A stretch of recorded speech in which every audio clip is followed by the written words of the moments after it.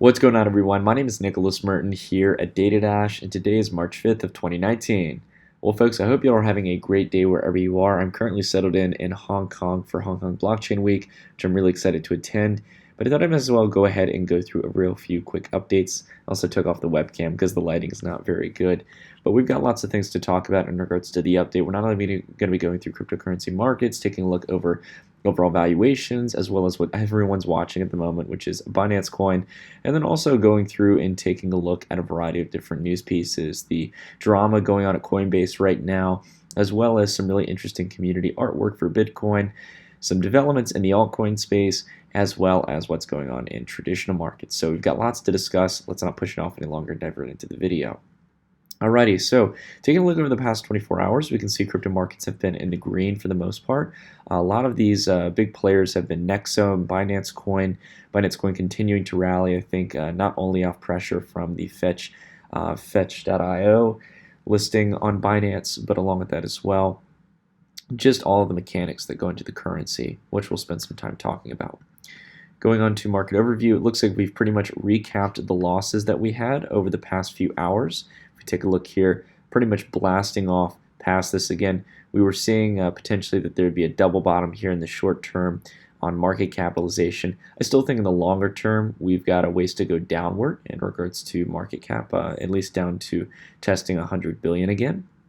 But in the short term, again, we were talking about how there was this relatively short-term bottom here after about a $3 billion dump, and how it was setting up quite nicely. But going on to Bitcoin dominance again, seeing a little bit of depletion here, back down to the 51% range, still making lower highs every time.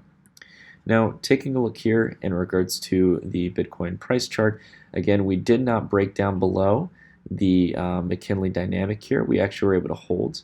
So we actually didn't get a close below the McKinley dynamic, or at least anything significant. We had a little bit of price action here on the wicks, but the price came up back pretty much to the McKinley dynamic. You want to see at least about a $50 or $100 break, at least at these levels on Bitcoin, to really consider it a breakdown past it. You could argue that it's slightly below the indicator.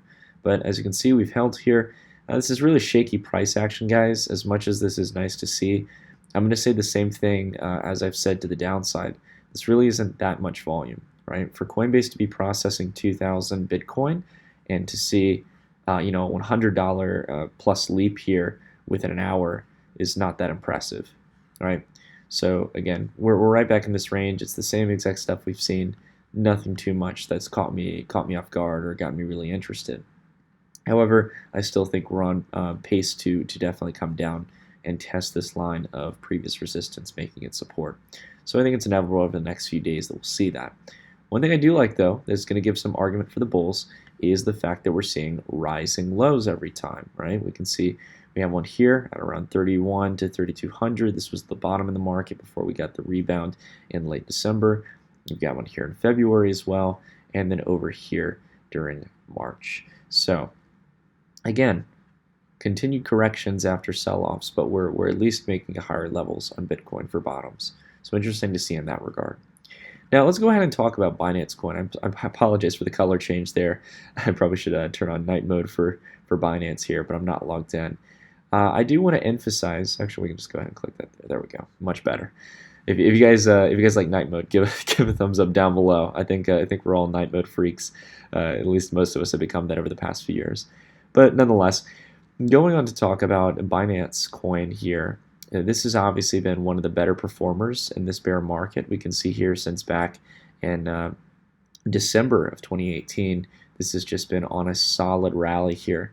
Now, most of this is probably coming from a lot of the launchpad listings from Fetch.io, or I think Fetch AI, sorry, I apologize, Fetch AI, as well as the BitTorrent token. And no matter what you think about these tokens, and no matter if you're speculating or trading on them, you have to give credit that Binance itself, and I wouldn't just say, I don't want to caption it as CZ, but I would say Binance as a whole has really come up with a model in this market to bring utility and value to its token. Now, personally, I have my huge criticisms over Fetch AI as well as BitTorrent, as predominantly in the sense of the concerns of regulatory concerns on these projects and their tokens, as well as the operations that go on behind them. But It's these things that are coming into play, as well as a variety of other factors that have been playing into the Binance token. And in this case, the question here is whether or not I see this continuing to climb or really going lower. I think it could continue to climb in the short term. Just in a trader's perspective, I think you could easily see it come back up here to around the 1750 range, the previous resistance range that we saw back here in June of 2018. And if things really start moving parabolic, if they announce another kind of next big project on the Binance launchpad, I think you could see this coming up to $25 over the next few weeks or so. Definitely not within a week, but in a few weeks or so if this continues. If they continue this cycle of launching new projects. And the reason why is because in this market, people are thirsty to speculate on things. It doesn't really matter about the fundamentals, guys. In this case, when it comes to ICOs, I think we learned quite well over 2017 and 2018. Fundamentals still don't matter in that case. It's really going to come into play when some of these currencies actually start to get adopted, meaning, in my opinion, I think the peer-to-peer currencies. That's where the fundamental value still lies, in my opinion. All right, so let's go ahead and talk about what's been going on with Coinbase. Now, this has been news for a few days. I was actually talking about this with a few guys when I was over in Bangkok, actually, for the tokenomics conference. And this was breaking news at the time that basically discussed about how Coinbase had acquired Neutrino and had taken on a variety of employees from Neutrino. Now, Neutrino as a company is quite controversial, but they are basically acquiring them in order to get a full stack of team members to join on to Coinbase in order to build out data analytical systems. So they use a variety of third-party services originally, or at least they did originally use a variety of third-party services like most exchanges do, to extract information on cryptocurrencies and cryptocurrency networks, things of that sort, that would seem valuable to Coinbase. And they used the resources from Neutrino. They felt that it was one of the best fits to do this in order to expand their database and expand the data that they could get access to for these different currencies. The problem is that Neutrino has a variety of people who have worked for what's known as Hacking Team. And Hacking Team as a company has an interesting reputation behind it. To put it simple, guys, there have been ties with people at Hacking Team, violating human rights and working for a variety of corrupt actors. And because of this has led people to being highly critical of Coinbase. But this wasn't all. The second piece to this as well is that in the process, there was an announcement that Coinbase potentially had been selling user data. So with these two combinations coming into play, and people starting to have a lot of questions, it started to cause a snowball effect and really started to spark a little bit of a fire over at Coinbase that at least they've tried to come through and answer questions to. Now, I do want to applaud Coinbase for making a very strong PR response to this, meaning that they went about explaining not only why they acquired Neutrino, kind of bringing out some of the rationale, but they also went out as well and even after taking the time and the money to acquire these people and really take on this team, they actually went about removing people who had worked for Hacking Team. So that's really interesting to see. I'm glad to see Brian Armstrong and the rest of the team has actually made this move. I know people are quite critical of Coinbase right now, and trust me, I've had my criticisms of it in the past, and I still hold many of them. I have to say though, a proper PR response, good on their end for that. Now, the one thing I am, going to actually be in a little bit in defense of Coinbase of is a lot of people are very ticked off about the potential of them selling user data, right? And as much as I don't like this, I'm tired of tech companies, willfully going out and selling tech data, and I'd much rather prefer to for example, have an option to opt out, and/or in the case of websites like Facebook and Twitter that use my data to monetize on the platform, I would much rather actually pay a service fee for it. That being realized, I want it to be clear, guys. I think the outrage around data in this case being sold from Coinbase, as much as I personally don't agree with it, I think it's quite expected. When we sign on to user agreements with these companies, they willfully will go out and exchange data, right? It's a way that they monetize. Now, in this case of things, for example, like your holdings or anything like that, I don't think Brian Armstrong or anyone at Coinbase is doing stuff like that. If they are, then that could be getting into some financial regulatory issues in the case of Coinbase. But I think it's much more, in this case, very simple data. I don't think it's anything that's going to be personal or financial based, but we'll have to see. Again, I would like them to maybe come out and be more transparent about it and see what they have exchanged, but I'm not going to jump to conclusions in that case. My biggest criticism and concern is how, for example, Kraken's CEO came out and stated that Neutrino was seen as the least fit out of 5 different counterparties to work with in regards to tracking data in this case, right? So they went through an actual audit at the time conveniently, and a quote came out from Jesse Powell stating, "I had asked our compliance team what they thought of Neutrino. Fortunately, they just completed an evaluation. Neutrino came in last place on product out of 5, but was disqualified anyway due to the risks. However, other factors are important, and in this case as well, such as cost, culture fit, etc." So again, this is my concern here. I was really wondering in this case, outside of what they detailed here in this Coinbase blog article, which I can leave a link down below if you guys would like to read it. If not, you guys can find it on their actual official Medium page. I just think more than anything, this was an interesting story that I think we'll have more unfolding in the future. But again, not jumping to conclusions here, and proper response on the side of Brian and the rest of the team. So we'll have to let things continue to develop. All right, so going on here, I wanted to share something that I really thought was pretty cool. It seems like in the Bitcoin community on r/Bitcoin, a lot of people are designing different logos for Bitcoin. And I like this one by user Bitcoin logo, who actually did something where he basically took what was originally known as the Superman symbol. I think he, in this case, is using it in the case of Satoshi's and wrapping it around almost like a chain around the original Bitcoin logo. There's been a lot of people as well who have been making interesting iterations of this, changing up the Bitcoin logo. And I've always been curious as well if Bitcoin was ever going to see a major rebrand or change. I honestly love the logo for Bitcoin. It's very simple. It also kind of gives off this kind of essence of a digital, kind of gold in a case, but at the same time, a digital currency with the currency symbol.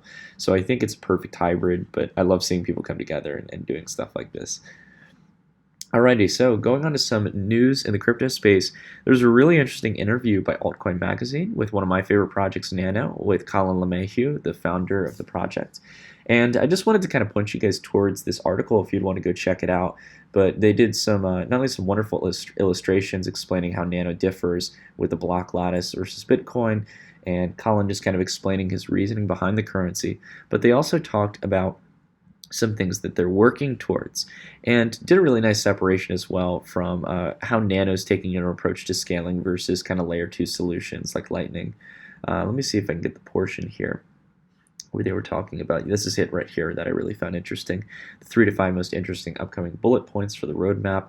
And some of these things we actually talked about with Colin a while back, but I really like the first part here with the Dolphin update that was recently implemented that allows for transactions to be confirmed in less than a second. So that's the kind of stuff you want to see for peer-to-peer cash, guys. It's the reason why I feel Colin and the vision that they have over at Nano is probably one of the best in the space right now for actual peer-to-peer cash plays. But I think that they've still got a long way to go, just like any other project in that case. So I'm glad to see that they've got a continued roadmap. And I really recommend you guys check into the article if you get the chance, because Altcoin Magazine's been putting out some really nice stuff on their Medium page. Going on, though, to some sad news, we're going to be talking about the Dash Core group, one of the largest central groups that helps in aiding development around the Dash community, is going through what they call a crypto winter, and they've been laying off a few different individuals from the team.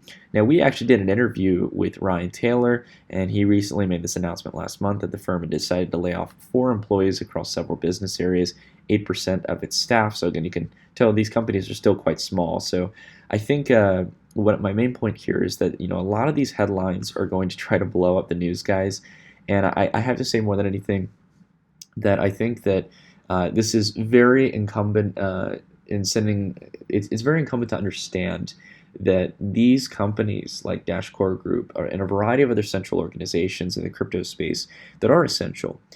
At the same time, they can go through very fluctuative changes. And the reason that is because they're dependent on the treasury model and these cryptocurrencies. They depend heavily on the value of the crypto and also the ability of the master nodes or people who delegate how those funds are spent to be given to these companies, right? So again, when Dash's value goes down, as well as the broader market of crypto, you can expect these kind of layoffs. I don't think it means that, for example, Dash is giving up or crypto is giving up, but it's a matter of understanding in this case, again, the treasuries, as much as they are wonderful fulfillment models to almost kind of build a positive feedback loop on these currencies for further development, they can also be a setback in bear markets. So anyways, just wanted to put my thoughts on that, kind of kill some of the FUD. Again, they get you at the headline, but really in this case, it's just about 4 employees. But I do wish them all the best in this case, after knowing what Ryan Taylor and the rest of Dash is doing. It's one of my favorite currencies in the space at the moment. All right, so we've dove enough into cryptocurrencies. Let's go ahead and talk a little bit on equities at the moment. So equity markets just opened up in the United States at this about 5 minutes ago. I'm currently in Hong Kong, so it's much later. I think it's around 10:30 right now on my end at night. But in the U.S., U.S. markets have just opened, and they've opened relatively flat after what was looking to be a very positive day, breaking to all-time highs in the short term of this uptrend that we've had since December. But we saw the vast majority of gains sold off if we take a look here on the hourly. And we can also take a look across other indices. This is similar as well for the S&P 500 and more severely to the downside in the Dow Jones, which is even opening up slightly lower today as well. And this is coming at a time when we're starting to get back at that range of resistance that we saw on all previous indicators, at least the major indicators that US equities go under. So again, very interesting stuff here. I'm going to be watching more than anything for a break on the 200-day, which we're actually a little bit of a distance away from. But if we start to get 1 or 2 sell-off candles like we saw here, for example, that really bring us back down to that range, I have no doubt that there's a chance we could possibly break below and continue the sell side action. And my short-term target in that case would probably be down here to 24,500 on the Dow Jones, and similar price ranges on the other indicators. We'll take a look at the S&P 500. The equivalent of that would be 2640. And for the NASDAQ here, the NASDAQ composite, I think we'd probably come back down towards around 7,000. So a 500-point drop on the NASDAQ here, with a little bit of some of the the traders taking in profits here after so much stimulus, guys. I mean, you can list out all the factors. You had the restructuring of pension funds. You had the Fed saying that it might even turn off its automatic balance sheet reduction, which it had been saying is on autopilot, would never change. And also, not to mention the global stimulus from the general credit sector in China, but also the continued injection of new capital from the Bank of Japan and the People's Bank of China. So again, all these factors come in, not to mention, look at the RSI here, giving you all the signal you need to know here. Flattening RSI right at the overbought zone. Doesn't seem like it wants to move much higher. So this is not the time to get bullish, in my opinion. Taking a look, though, overall on commodities, I will say, I'll go ahead and clear the chart here just to really focus on price. My major point here for gold, I know some people were worried that we did break back into the wedge. I think right now what's expected is that we're probably going to be holding support here for a few days, probably move up a little bit, and possibly build a short-term head and shoulder. I don't like seeing that we broke the wedge for gold, but again, I'm not going to deny that we did have a breach on it, and we had tested the overbought range a few too many times rather than having a nice steady uptrend. So with that, I think we're going to be moving lower back into this range, probably around 1240, and then after that, we're going to have another opportunity with the wedge tightening in to potentially move out. So that's what I'm looking forward to in gold. And for silver, it's a relatively similar story as well. In this case, I think we're going to be finding support here at 1480 and holding on previous resistance here. I don't think we're going to be retesting the lows at 14. It just seems a little too far-fetched for me, especially with the RSI down as much as it is. So I'd like to know what you guys think on all of this. I know we talked about a lot today. I know we haven't been doing as much of long format content as I usually do, but there was a lot of things that I wanted to go over and really spend some time discussing. If there's anything that I did miss, guys, please leave it down in the comments down below, and I'd love to get your thoughts on what's going on in the crypto space as well.